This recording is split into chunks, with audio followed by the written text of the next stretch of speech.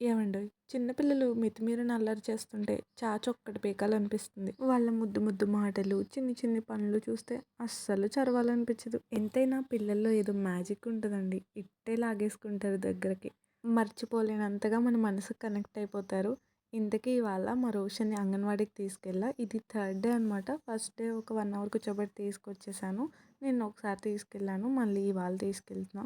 అక్కడ ఒక చిన్న పాప మా రోషన్ అస్సలు వదలట్లేదనమాట. తమ్ముడు, తమ్ముడు అని వాడి దగ్గరే ఉంది.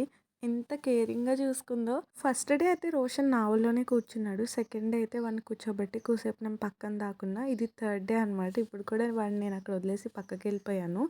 పాప, వాడు భలే ఆడుకున్నారసలు. అలా నెమ్మది నెమ్మదిగా కలుస్తూ ఉంటారని చెప్పి నేను పక్కనుంటున్నాను. మనం ఉంటే వాళ్ళు కలవరు కదా అసలు. మనతోనే ఉండడానికి ఇష్టపడతారు. దట్ టూ ఇంటి దగ్గర ఉండడం వల్ల అటు ఇటు తిరగడం తప్ప ఏం యూజ్ ఉండట్లేదు. సో, ఇలా పిల్లలతో ఆడుకుంటారని చెప్పి తీసుకొస్తున్నాను. రోషన్‌ది ఇంకా అంగన్వాడీ ఏజ్ కూడా కాదు. బట్ నార్మల్‌గా తీసుకొస్తున్నాను అంతే. అంగన్వాడీకి పంపించాలన్నా ఒక 3 ఇయర్స్ నిండాలి. కానీ కొంచెం రిక్వెస్ట్ చేసి ఇక్కడికి తీసుకొచ్చాము. ఆడుకుంటున్నారు. గేమ్స్ అవి కూడా ఆడిపిస్తున్నారు ఇక్కడ.